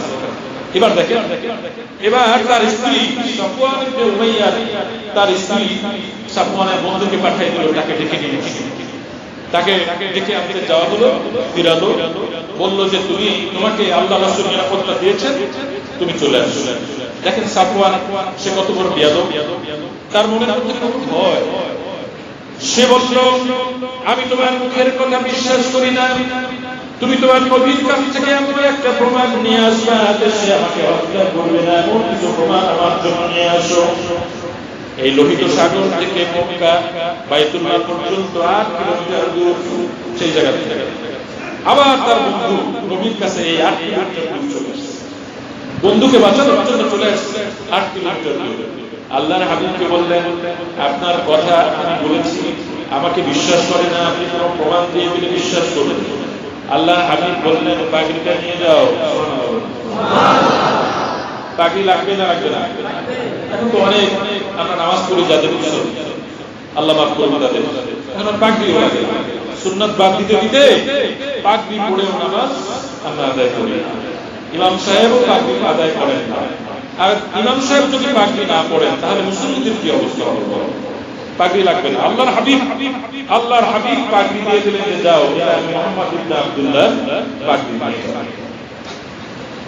তিনি পাগড়ি নিয়ে গেলেন, সাফওয়ান চলে আসলেন। নবীজি তখন আসরের নামাজ আদায় করতেছিলেন। সুবহানাল্লাহ বলুন। নামাজ শেষ করলেন। নামাজ শেষ করার পরে দূর থেকে সাফওয়ান চিৎকার করে বলল যে এই লোকটা আমাকে আপনার পক্ষ থেকে নিরাপত্তা দিয়েছে, বেয়াদবের মতো বলেছে যে এই লোকটা আপনার পক্ষ থেকে নিরাপত্তা দিয়েছে, এটা কি শুনে? নবীজি বললেন, তুমি কাছে আসো। ওই যে চিৎকার করে কথা বলছে, আমাদের কোন শায়েখ, কোন ওস্তাদ, কোন আলেম, কোন পীরের সামনে যদি কোন মুরিদের করে বসে, তাহলে মুরিদেরা সবাই গিলে এবং ধোলাই দিতে তারে পড়িয়ে দিতে, ঠিক কিনা? মানতে পারবে। কিন্তু আল্লাহ নবীর সামনে এরকম বেয়াদবের কথা বলছেন। আল্লাহ নবী বললেন, সামনে আসো, তুমি নিরাপদ, তুমি নিরাপদ। 2 মাসের জন্য নিরাপদ। কয় মাস? কথা বলেন, কয় মাস? তোমাকে আজকে কলেমা পড়তে হবে এমন কথা নয়, তুমি 2 মাস পর্যন্ত সময় পাবে। এর মধ্যে যদি তোমার আমাদের দিনদারি ভালো লাগে, ইসলাম কবুল করবে। আর এই 2 মাস পর্যন্ত এই অন্তর্বর্তীকালীন সময় মুসলমানদের পক্ষ থেকে পূর্ণ নিরাপত্তা পাবে। খাওয়া দাওয়া, থাকা, ওঠা বসা, যত খরচ আছে সব মুসলমান বহন করবে। কি বলতে হবে? চিৎকার করে কি বলতে হবে? সুবহানাল্লাহ। আপনি পারবেন? আপনার কলিজায় গুলাবে? আপনি মানতে পারবেন না? এটা আমরা তো মানতে পারি। আল্লাহ রাসূল তাকে 2 মাসের সার্টিফিকেট দিয়ে দিলেন। একটু দাঁড়ায় রয়েছে, তোমার ভালো লাগে না? 4 মাস সময় দিলাম তোমার। কয় মাস? 4 মাস। এরপর যদি তুমি যেতে চাও, যেখানে খুশি যেতে পারো, সম্পূর্ণ নিরাপদ। তুমি মুসলমান, তোমার গায়ে হাত করবে না। হঠাৎ করে যুদ্ধ বেঁধে আসলো। যুদ্ধ শুরু হলো, হুনাইনের যুদ্ধ। হুনাইনের বিখ্যাত একটি যুদ্ধ, কোরআনের আয়াত আছে ব্যাপারে। এই যুদ্ধে বিপুল পরিমাণে গনিমতের মাল মুসলমানদের হস্তগত হলো। সুবহানাল্লাহ। সবাই আল্লাহর নবী, খেয়াল দিয়ে শুনেন, এটা কেন শুনতে হবে? আমি আপনাদের একটা কথা বোঝানোর জন্য এই ঘটনাটা টেনে নিয়ে এসেছি। কেন শুনতে হবে এটা? যে আল্লাহর নবী তিনি গনিমতের মালগুলো সবার মধ্যে বন্টন করে দিচ্ছিলেন। কাউকে 100 উট, কাউকে 150 উট, কাউকে 100টি দুম্বা, 100টি ভেড়া, অমুক অস্ত্র শস্ত্র এগুলো দিয়ে দিলেন। এবং এই লোকটা ছিল কি? অস্ত্র বিক্রেতা, ঠিক না? এর কাছে কিছু অস্ত্র ছিল। আল্লাহ নবী তার কাছ থেকে অস্ত্র ভাড়া নিলেন। সুবহানাল্লাহ। আর এরকম অ্যারেস্ট করে নিয়ে আসতে ওর সম্পদ যা আছে সব আমরা লিখে নিয়ে যাই। এর লেখা লাগে নাকি? বেটা সব সম্পদ আমাদের দিয়ে। আমরা এই বাহিনী সেই বাহিনীর নাম জানি তো, যে সম্পদ চুরি করা সম্পদ কি করবে? চুরি করা সম্পদ ডাকাতি করে বা ছিনতাই করে নিয়ে গেল। চোরের সম্পদ ছিনতাই হয়ে গেল। আর আল্লাহ নবী ওর কাছ থেকে অস্ত্র ভাড়া নিলেন। তার শত্রুকে তিনি অ্যারেস্ট করে রাখছেন, বন্দী করে রাখছেন, যেভাবেই রাখছেন চাইলে দিয়ে দেয়। কিন্তু আল্লাহ নবী বললেন, তোমার যে অস্ত্র আছে দাও, আমি তোমার ভাড়া দিয়ে দেব। এখন এই সুফিয়ান ইবনে উমাইয়া ভাবলেন যে আমি সবাই গনিমতের মাল পাই, আমি তো পাবো না কিছু, আমি শুধু ভাড়াই পাই। আল্লাহ নবী তার চোখের দিকে চেয়ে, আল্লাহ নবী মানুষের চোখের ভাষা বুঝতেন। শুধু মানুষ কেন, প্রাণীর চোখের ভাষা বুঝতেন। প্রাণীরা আল্লাহ নবীর সাথে কথা বলতেন। নবীকে দেখলে গাছ, তরু ছায়ায় বসলে নবী, নুয়ে গাছের শাখা, দুলে বাতাস দিত মোর নবীকে মোর পাখা। গাছগুলো এরকম বাতাস বাতাস। এক ব্যক্তি ডাক্তার এসে নবীকে বললেন যে আপনি যে কথা বলেন কথা ঠিক বলেন না, আপনি যদি ঠিক বলেন তার পক্ষে প্রমাণ হাজির করেন। নবীজি বললেন কি প্রমাণ চাও, তুমি বসো এখানে। সামনে ছিল একটা গাছ, নবীজি গাছের ডালকে বললেন গাছের ডালা এখানে চলে আসো। 3টি গাছের ডালা ছেড়ে লাফাতে লাফাতে আল্লাহর হাবিবের সামনে এসে হাজির হয়ে গেছে। আবার তিনি যাওয়ার জন্য বললেন, আবার চলে গেলেন। গাছের ডাল নবীর কথা শুনে উট বেঁধে রাখতে উট কষ্ট পাচ্ছিল। আল্লাহর হাবিব উটকে ডাকালেন। উট এসে আল্লাহর হাবিবকে বলছেন আমার এই কষ্ট। কাজে এসব কথা অনেক কথা আল্লাহ হাবিবের এই সব এই প্রাণীগুলোর পিছনে তিনি বুঝতেন। তো তিনি তার চোখের দিকে তাকিয়ে বুঝলেন সুফিয়ান ইবনে উমাইয়া সে সম্পদের জন্য আফসোস করতেছে। তিনি বললেন তোমার কি উট পেলে ভালো লাগতো, যাও আমি তোমাকে 100 উট দিয়ে দিই।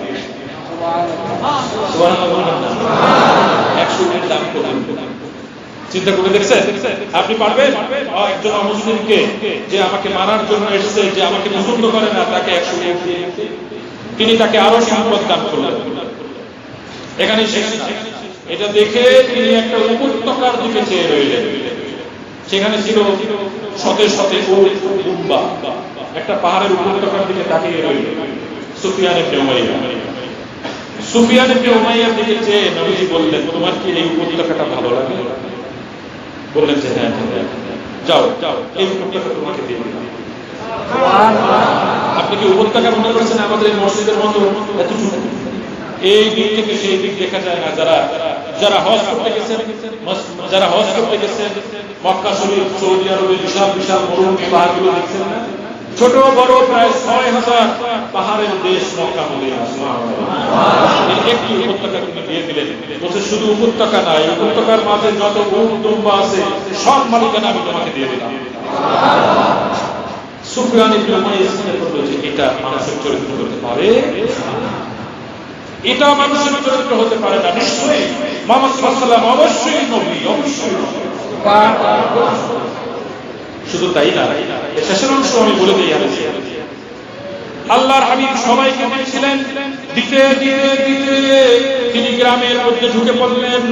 আল্লাহর নবী একটি গাছের কাছে নিয়ে আশ্রয় নিলেন। মানুষের এত চাপাচাপি, এমনকি আল্লাহর হাবিবের গায়ে যে চাদরটা ছিল সবাই আল্লাহর নবীর এই চাদরটাও ভাগ করে নিয়ে গেল। দেখেন মানুষ সম্পদের জন্য কত পাগল, নবীজির চাদরটা নিয়ে গেল।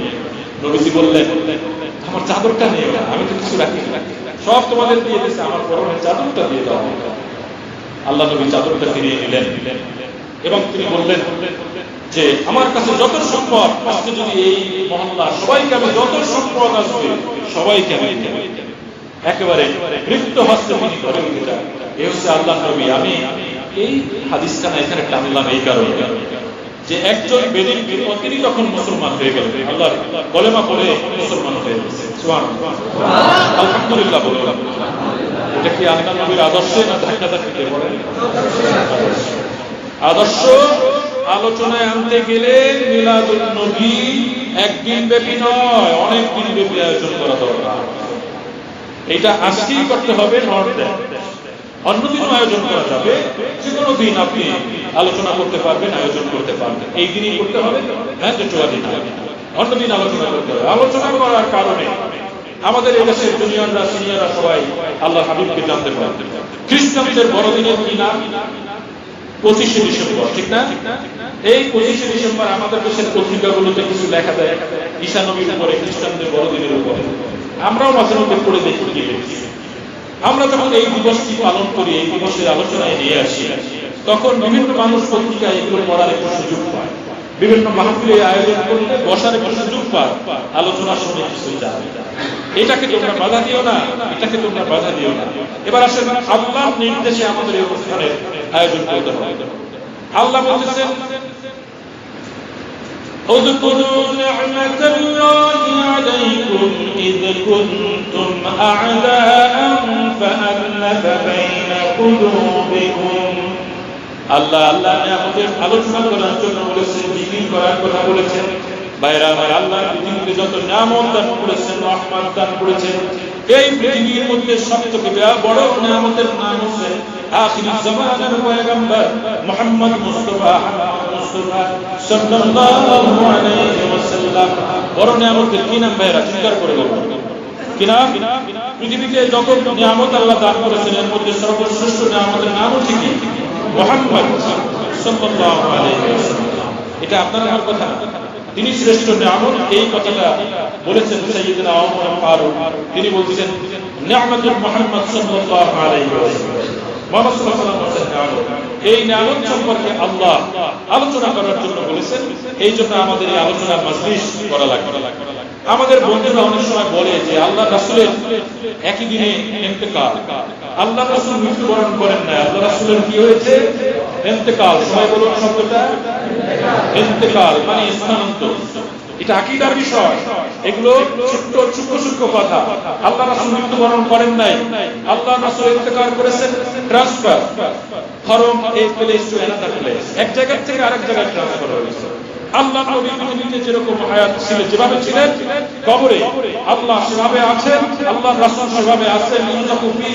আল্লাহর পক্ষ থেকে তাকে রিজিক প্রদান করা হয়। সুবহানাল্লাহ। তো কাজেই তার ইন্তেকাল, এই ইন্তেকালের কারণে এই একটা সুন্দর প্রশ্ন, আপনারা উত্তর দিন। তারা বলে বেড়ায় যে আল্লাহ নবীর ইন্তেকালে আপনারা কি খুশি? আমরা তো খুশি। আপনি বলবেন আপনি খুবই অমানবিক লোক, আল্লাহ নবীর ইন্তেকালে আপনি খুশি হয়ে গেলেন কেন? আল্লাহ নবী নিজে যদি বলেন যে আমার ইন্তেকাল তোমাদের জন্য খুশি, তা আমার কি বলার আছে? আল্লাহ নবী বলেছেন হাদিস শরীফ থেকে আপনাদের শোনাই, আল্লাহর হাবিব বলেছেন হায়াতি খায়রুল লাকুম তুহাদ্দিসুনা ওয়া নুহাদ্দিসু লাকুম। আমার জীবন, আমার জীবদ্দশায় আমার হায়াত তোমাদের জন্য কল্যাণকর, তোমাদের জন্য অনেক কল্যাণ নিয়ে এসেছে। তোমরা আমার সাথে কথা বলো, আমি তোমাদের সাথে কথা বলি। পাওয়া গেল কি রাসূলের জীবন কল্যাণকর। হাদিসের পরের অংশে আল্লাহ হাবিব বলেছেন ওয়া ওয়াফাতি খায়রুল লাকুম, আর আমার ওয়াফাত, আমার ইন্তেকাল তোমাদের জন্য কল্যাণকর। কার কথা এটা? চিৎকার করে বলুন কার কথা? নিজের কথা। তিনি বলছেন ওয়া ওয়াফাতি, ওয়াফাত শব্দটা তো আপনারা আপনাদের কাছে পরিচিত। ওয়াফাতুন নবী, নবীর ওয়াফাত, নবীর ইন্তেকাল। তিনি বলছেন আমার ইন্তেকালও তোমাদের জন্য কল্যাণকর। সুবহানাল্লাহ। কেন কল্যাণকর? জোরাদু আলাইয়া আ'মালাকুম, আমার কবরে তোমাদের আমলসমূহ পৌঁছানো হয়, আমার কবরে তোমাদের আমলসমূহ পৌঁছানো হয়। রাআইতু মিন খায়র, রাআইতু আ'মালাকুম মিন খায়র, আমি যখন তোমাদের ভালো আমলগুলো দেখি ফাহামিদুল্লাহ, আল্লাহর দরবারে শুকরিয়া আদায় করে প্রশংসা করতে থাকি। মানে আমাদের আমলগুলো সোমবার বৃহস্পতিবার আল্লাহর নবীর কদমে হাদিয়া শুরু। আর যখন তিনি দেখেন তার উম্মত ভালো আমল করেছে, তখন তিনি প্রশংসা করেন কার? আল্লাহর প্রশংসা করেন। আবার তিনি বলেন রাআইতু মিন আ'মালিকুম মিন সুইন, তোমাদের খারাপ আমলগুলো যখন আমি দেখি আস্তাগফিরুল্লাহ তাআলা লাকুম, আমি তোমাদের জন্য আল্লাহর কাছে তওবা ইস্তিগফার করি। মানে আমাদের খারাপ আমলের জন্য আল্লাহর কাছে তিনি ক্ষমা ভিক্ষা চান, ক্ষমা করে আল্লাহ আপনি আমাদের গোলামদেরকে, আপনি আমার উম্মতদেরকে ক্ষমা করুন।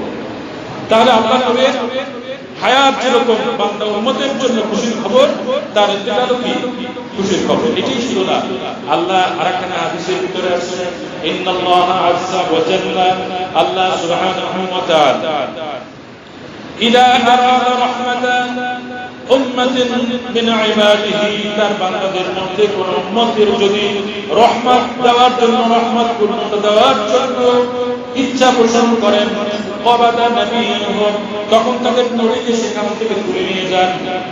আল্লাহ যদি কোন উম্মতের, কোন গোলামদের কল্যাণ চান, তখন তার নবীকে তাদের মধ্যে থেকে তুলে নিয়ে যান। সুবহানাল্লাহ।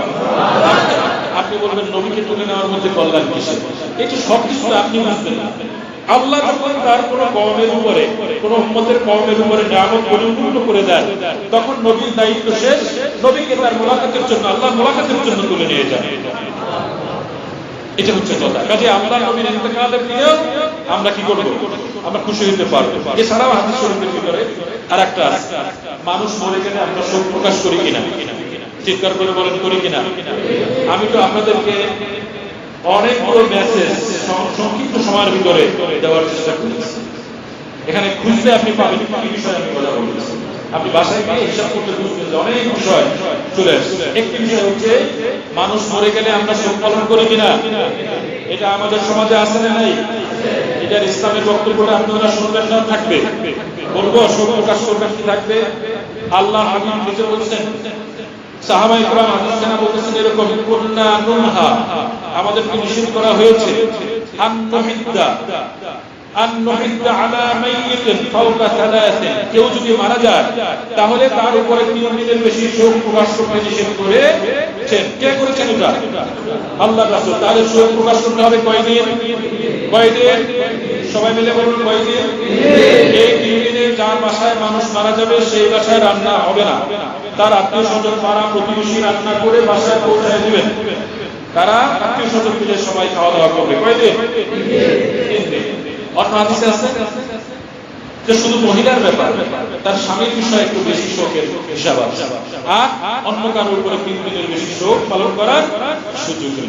কাজে আল্লাহ হাবিব ইন্তেকালের পর আপনি যদি মন খারাপ করে থাকেন তাহলে এটা হয় 3 দিন থাকলে বেশি তো থাকতে পারে। কাজে আল্লাহ নবীর আগমনে আমরা খুশি না বেজার? তবে এই ঈদের সাথে আমরা যে ঈদ ঈদুল আযহা, ঈদুল ফিতর, এটা মিলাই, ওই ঈদ আলাদা, ওটা ওয়াজিব, ওটা তরিকাই ভিন্ন, ওটা আল্লাহ নির্দেশ দিয়েছে, নামাজ আদায় করতে হবে, খুতবা করতে হবে ভিন্ন, ওটার সাথে আমরা এটা মিলাই। এটা হচ্ছে আমরা খুশি, আল্লাহ নবী পৃথিবীতে এসেছেন, ফালিয়াফরাহু, আল্লাহ বলেছেন তারা যেন আনন্দিত হয়। আমরা আল্লাহ নবী এই পৃথিবীতে শুভাগমন করেছেন, আমরা তাতে খুশি। আমরা এই খুশির জন্য এই দিনটাকেই শুধু নয়, আমরা সারা বছর উদযাপন করব, কিন্তু এই দিবস আসলে মানুষের মধ্যে গণপ্রজাতন্ত্রী বাংলাদেশ সরকার আজকের দিনই সরকারি ছুটি রাখেন, ঠিক না? সরকারি ছুটির দিনের মধ্যে একটি দিন আছে। এই ছুটি থাকার কারণে সবাই প্রশ্ন করবো এটা কিসের ছুটি? এটা মিলাদুন নবীর ছুটি। মিলাদুন নবীটা কি? এই দিনে আখিরি জামানার পয়গম্বর এই পৃথিবীতে শুভাগমন করেছেন। এই যে একটি মেসেজ, একটি বার্তা, এই বার্তার কারণে সব মানুষ জানতে পেরেছে, যে এই দিনে এই ঘটনা। আর সেই রেস ধরে আমরা আলোচনা করলাম, সেই রেস ধরে আমরা বললাম। প্রিয় ভাইয়েরা, আমরা এতক্ষণ পর্যন্ত যে কথাগুলো আলোচনায় নিয়ে এসেছি, কথা বলতে থাকলে আপনারা শুনতে পারবেন, শুনতে থাকবেন, কিন্তু আপনার ভিতরে একটি জজবা পয়দা করা আমাদের, একটি চেতনা, একটি আমলি প্রেরণা, আল্লাহ রাসূল সম্পর্কে জানার আগ্রহ তৈরি করাটা আমাদের আজকের এই মাহফিলের উদ্দেশ্য। যদি আল্লাহ রাসূল সম্পর্কে আপনার আগ্রহ হয় তাহলে আমরা আজকের আয়োজন সফল, ঠিক কিনা? এই জন্য আল্লাহ রাসূলের হাদিসগুলো আমরা একটু পড়বো। রাজি আছি কিনা? আজকে বলতেছি, মনে রাজি নাই সবাই? আল্লাহ রাসূলের হাদিস যদি আপনি পড়েন, আল্লাহ রাসূল দোয়া করছেন, নাদ্দারাল্লাহু ইমরান, ওই ব্যক্তির মুখমণ্ডল আল্লাহ উজ্জ্বল করে দিক, মান সামিআ মিন্না শাইআন, যে ব্যক্তি আমার কাছ থেকে কিছু শুনলো আর সেই জিনিস পৌঁছায় দিল যেভাবে শুনছিল সেইভাবে। কাজে হাদিসগুলো পড়ার জন্য, মুখস্থ করার জন্য আল্লাহর হাবিব নির্দেশ দিয়েছেন। আর হাদিস যখন আপনি জানবেন, সুন্নতের আমল করতে পারবেন, সুন্নতের আমল যখন আপনি করবেন, নাজাত পাবেন। এই পৃথিবীতে এখন অনেক সুন্নত আছে প্রায় মরে গেছে, এটা আল্লাহ রাসূল জানতেন সেই জামানায় কিছু সুন্নাত মরে যাবে। এই জন্য আল্লাহর হাবিব বলেছেন, মান আহাব্বা, অধিকাংশ হাদিস কিতাবে লিখছেন, মান আহইয়া সুন্নতি ফাকাদ আহাব্বানি ওয়া মান আহাব্বানি কানা মাই ফিল জান্নাহ, যে ব্যক্তি আখির জামানায় হাসাদের সময় সুন্নাতগুলো যেগুলো প্রায় মরে যাবে, ওই সময় যদি একটি সুন্নতকে জীবিত করে, সে আমাকে ভালোবাসলো, আর যে আমাকে ভালোবাসলো সে আমার সঙ্গে জান্নাতবাসী হয়ে গেল। সুবহানাল্লাহ। একটি সুন্নাত জীবিত, একটি সুন্নতের কথা আমি বলে দেই। আমরা যখন মসজিদে ঢুকি, মসজিদে ঢোকার সময় 2 রাকাত নামাজ আছে, আমরা জানি, সবাই বলুন জানা আছে কিনা? 2 রাকাত নামাজ কি নামাজ? এটা একটু চিৎকার করে বলুন। আপনারা মুরব্বীরা একটু বাচ্চাদের মুখের দিকে তাকায় দেখেন, ওরা মুখ থেকে এই কথা বলতে পারছে না, এজন্য আপনারা দায়ী। আল্লাহ হাবিব বলেছেন, কুল্লুকুম রাঈ ওয়া কুল্লুকুম মাসউলুন আন রাইয়াতিহি, তোমরা প্রত্যেকেই দায়িত্বশীল। এই দায়িত্ব সম্পর্কে কিয়ামতের দিন তোমাদেরকে জিজ্ঞেস করা হবে। এই দায়িত্ব পালন না করে থাকলে, দায়িত্বের কারণে জবাব না দিয়ে এক কদম কিয়ামতের মাঠে নড়তে পারবেন না। আপনার সন্তান যদি এগুলো না জানে, এজন্য আপনি দায়ী। আপনার যদি না জানে, এজন্য আল্লাহ দায়ী। দায়িত্ব বোধ থেকে আমরা এড়াতে পারবো না। প্রিয় ভাইয়েরা, আপনি দেখেন ছোট ছোট বাচ্চাদের মুখ থেকে দুরূদ শরীফ বেরোয় না, মিলাদ কিয়াম প্রতিবাদ দিয়ে উঠায় দিয়ে এই একই অন্ধকার আমাদের এই সমাজ করে দিয়েছে। এমনকি আমরা এই যে একটু বালাগান মহল্লা করলাম, বালাগান আপনারা জানেন তো সবাই, এটা পড়াতেও বেদাত শুরু করে দিয়েছে। এটা অনেক বেদাত, তোমরা এটাকে বেদাত করো। মঞ্চে বসে যখন সুন্দর সুন্দর শের বলে এই যখন বলো তখন এগুলো বেদাত হয় না? এটা একটা কবিতা, অবশ্যই কবিতা। আপনার রাসূলের শানে কবিতা আবৃত্তি করার জন্য, নাচ বানানোর জন্য, ইসলামী সঙ্গীত বানানোর জন্য আল্লাহ রাসূলের প্রিয় কবি ছিলেন কবি হাসান ইবনে সাবিত। কি নাম? চিৎকার করে বলুন, কবির নাম কি? হাসান ইবনে সাবিত। আল্লাহ রাসূলের পক্ষ থেকে কাফিরদের জন্য উত্তর দেওয়ার জন্য মসজিদে নববীতে মঞ্চ বানায় রাখতেন। সুবহানাল্লাহ বলুন। আল্লাহ রাসূল নিজের নির্দেশ দিয়ে মঞ্চ বানাতেন, বলতেন এখানে হাসান ইবনে সাবিত আরোহণ করবে, সে আমার পক্ষ থেকে কাফিরদের প্রশ্নের দাঁত ভাঙা জবাব দিয়ে দিবে। তিনি হাসান ইবনে সাবিতের জন্য দোয়া করেছেন, আল্লাহুম্মা আইয়িদহু বিরূহিল কুদুস। আয় আল্লাহ, আপনি হাসান ইবনে সাবিতের জিহ্বাকে জিবরিল আমিনের মাধ্যমে তাকে শক্তিশালী করুন, তাকে সাহায্য করুন। এই দোয়া কার জন্য? একজন কবির জন্য, একজন সঙ্গীত, একজন নাতের রাসূল নির্মাতার জন্য, কোরআনকারের জন্য, সংকলকের জন্য, লেখকের জন্য দোয়া করেছেন। তিনি জবাব দিয়েছেন। সেই কবি বলছেন কিয়ামি লিল আজিজি, তিনি বলছেন কিয়ামি লিল আজিজি ফরদুন, তিনি বলছেন আমার আজিজ, আমার প্রিয় হাবিব, আমার রাসূলের জন্য দাঁড়ানোটাকে আমি ফরজ মনে করি। কে বলছেন এটা? যে কিয়াম করাটাকে আমি আমার জন্য ফরজ করে নিয়েছি, আমি ফরজ মনে করি। এটা আল্লাহ হাবিবের কবি সাহাবী হাসান ইবনে সাবিতের কথা। আপনি কবিতা পড়ে দেখবেন, বুঝতে পারবেন। আজকে আপনারা জানেন, আরেকটা কথা বলে আমি শেষ করে দেবো, শেষের দিকে চলে এসেছে রহমান। আমি মাসজিদে কাউসুল আজমের নামাজ পড়াই। এই কাউসুল আজমের প্রতিষ্ঠাতা মরহুম মাহফুজ মাওলানা ইমাম রহমাতুল্লাহ তাআলা, আপনারা অনেকে তার নাম শুনেছেন, মুরব্বিরা জানেন। তিনি একসময় 93 মন্ত্রণালয়ের দায়িত্বপ্রাপ্ত হয়েছেন। তিনি বাংলাদেশের আলিয়া মাদ্রাসা শিক্ষা বিস্তারে যে যুগপৎ অবদান রেখেছেন, এই ব্যক্তিটি বিশাল আলেমী বুখারী শরীফ মুখস্থ করানো যায় এরকম একজন রেফারেন্স আলেমী দিয়েছেন। বুখারী শরীফ না দেখে তিনি পড়াতে পারতেন। সুবহানাল্লাহ। এই মাওলানা রহমাতুল্লাহ আলাইহি এখনো জীবিত আছেন। কবি আল্লামা রুহুল আমিন খান, তিনি কাউসুল আজমের একটি জুমা পড়ান। তিনি বলেছেন, আমি হুজুরের সাথে ছিলাম, মাওলানা এমন সুন্দর করে, এমন চমৎকার দৃষ্টিভঙ্গি নিয়ে আরবি বলতেন যে আরবিয়ান তার জিহ্বার দিকে চেয়ে থাকতো যে একজন বাঙালি মানুষ, একজন বাংলাদেশের আলেম এত চমৎকার আরবি কি করে বলে। সুবহানাল্লাহ। মসজিদে নববীর পাশে আল্লাহর হাবিবের রওজায় যারা গিয়েছেন, গেলে কি মনটা ভালো লাগে? সবাই আসতে বলেছেন, ভালো লাগে? যারা জান না তারা তো সব বুঝবেন, যারা গেছেন তারা বুঝবেন যে আল্লাহ রাসূলের এই এরিয়ার টাইলসের দিকে তাকালেও পরিচয়টা ছিঁড়ে আসে। আরে ওয়াল, বাতি, ফ্যান, চার দিকে তাকায় মনে হয় রোদ ভরা, দেখলে পরিচয়টা ছিঁড়ে যায়। এখন বুঝি বিরহ জিনিস, যেখান থেকে আসার পর বুঝতেছি যে বিরহ জিনিস আপনার ছেলে করে গেলেও এত বিরহ লাগবে না। আমি বুঝতে পেরেছি যে ওহুদের ময়দানে আল্লাহ রাসূলের বান্দা মোবারক শহীদ হয়ে গেল।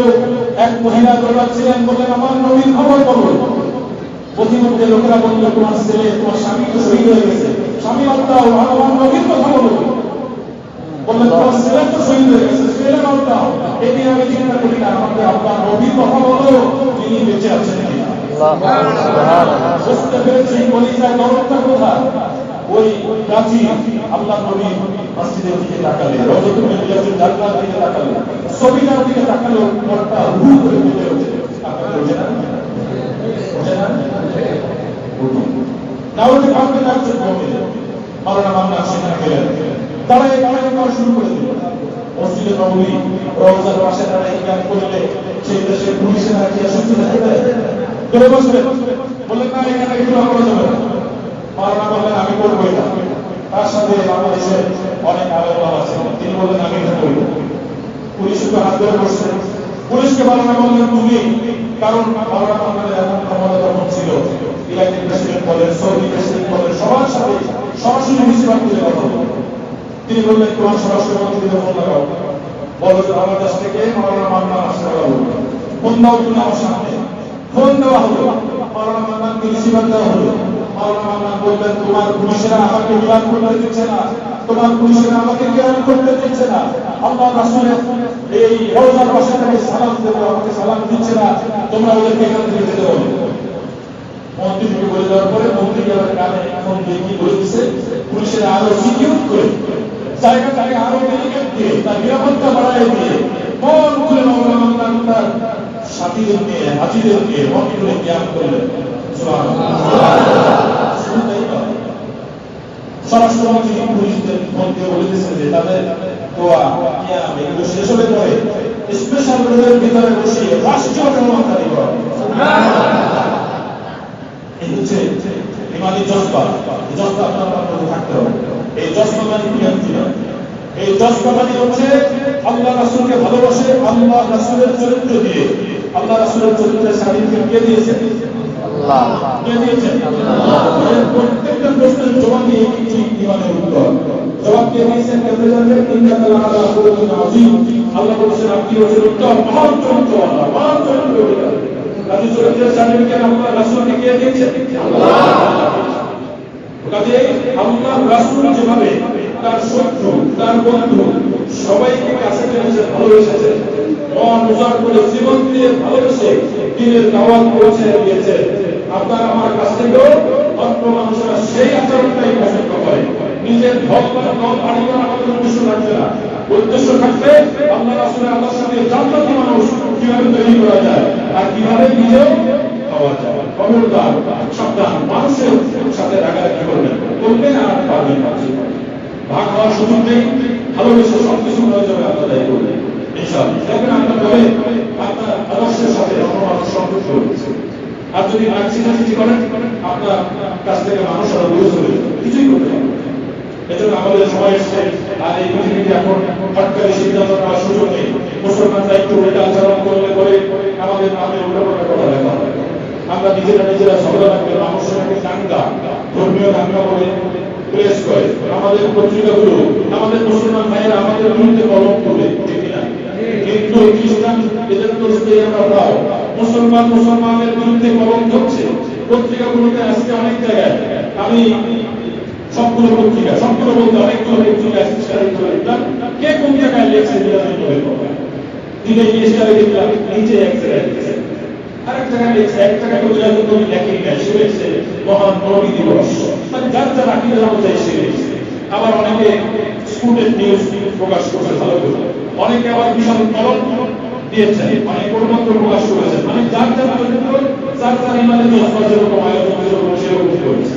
এটা আপনারা এই পত্রিকাগুলো পড়ে দেখবেন আর বুঝবেন কোন পত্রিকা কি করে না করে। আমাদের দেশের টিভিগুলো এই বিষয় নিয়ে আলোচনা করছে, পরে আমাদের আল্লাহ হাবিবের আলোচনা নিয়ে আসতে গেলে আপনাদেরকে একটা ছোট্ট অনুরোধ করব। বাংলা ভাষায় নির্ভরযোগ্য অনেক রাসূলের উপরে, রাসূলের জীবনের উপরে পুস্তক প্রকাশিত হয়েছে, খুব বেশি না হয়। বর্তমান জন্য ইমানের জন্য, আল্লাহ হাবিবকে পাওয়ার জন্য, তার ভালোবাসা পাওয়ার জন্য, তার দিদার নসিব করার জন্য একখানা বই হলেও আপনারা সংগ্রহ করে বাইতুল মুকাদ্দাসের সামনে ইসলামিক পুস্তক প্রদর্শনী হবে।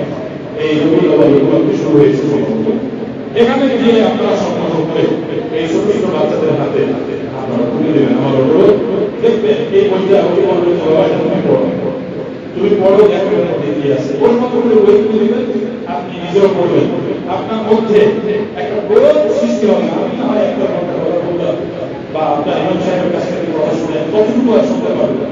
এই বিশাল জীবন দশা, বিশাল মহান চরিত্র কেন বললাম?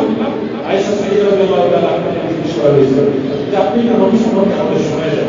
আমাদের আয়েশা তিনি পাল্টা প্রশ্ন করে বললেন, তোমরা কি কোরআন পড়ো না? কোরআন পড়ো নাই? কোরআনের বাস্তব জীবন্ত নবী তো আল্লাহ হাবিব, সুবহানাল্লাহ। কোরআনের পৃষ্ঠায় পৃষ্ঠায় তো আল্লাহ হাবিব মওজুদ তিনি আছে, আরবে যে জগতের দেশের ভিতরে আল্লাহ নবী আছে। আপনি পড়বেন মদিনা শরীফে, আপনারা দেখছেন কোরআনের জাদুঘর আছে, এক মহিলা কোরআন পড়তে পারে না, সে আঙুল দিয়ে দিয়ে এরকম পড়ে, আমার আল্লাহ যা বলেছেন ভালো বলেছেন, সত্য বলেছেন, আমার আল্লাহ যা বলেছেন সত্য বলেছেন, ভালো বলেছেন, এই করে সে কোরআন শুরু করে সে পড়ে। সুবহানাল্লাহ। আপনি কি চলবে? বলতেছে আমার আল্লাহ ঠিক করেছে। আর এক মহিলা 30 বছর বসে স্বর্ণের হরফ দিয়ে স্বর্ণ এই কোরআনের বাণীগুলো তিনি লিখেছেন। কয় বছর? আর আপনি 20 বছর এখন কোরআন শুরু করছেন কিনা একটু হিসাব করেন। 30 বছর সাধনা করে মাইকেল এইচ হার্ট এই হার্টের একটা কিতাব লিখেছে, ওই খ্রিস্টান লেখা 100 জন মানুষ বিখ্যাত মানুষদের জীবনী সেই গ্রন্থের ভিতরে নিয়ে আসছে। এই 3 জন খ্রিস্টান লেখক আর জীবনে এনেছেন কতজনের? 100 জন। ওইটার নামই দিয়ে এই 100 জনের মধ্যে তিনি সবার আগে যার নাম দিয়েছেন তার নাম কি? ঈসা।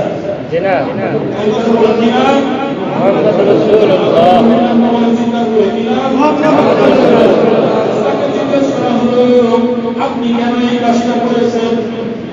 30 বছর বসে আপনি কি বলে দেখলেন খ্রিস্টান মানুষ আপনার নবীকে ইসলাম না দিয়ে মুসলমানদের নবীকে কেন আপনি ইসলাম দিলেন? তিনি জবাব দিয়েছে 30 বছর সাধনা করেছি, থিসিস করেছি, যদি আমার নবীকে ইসলাম দিয়ে 30 বছর আমার কণ্ঠস্বর হয়ে যাবে, মিথ্যা কথা হয়ে যাবে, যে আমি যদি সত্য কথা 30 বছর কাছে রাখতে যাই তাহলে আখিরি জামানার পয়গম্বরের নামটাই সবার আগে আমি জরুরি করে বলছি। কেন রসুলকে জানতে হবে?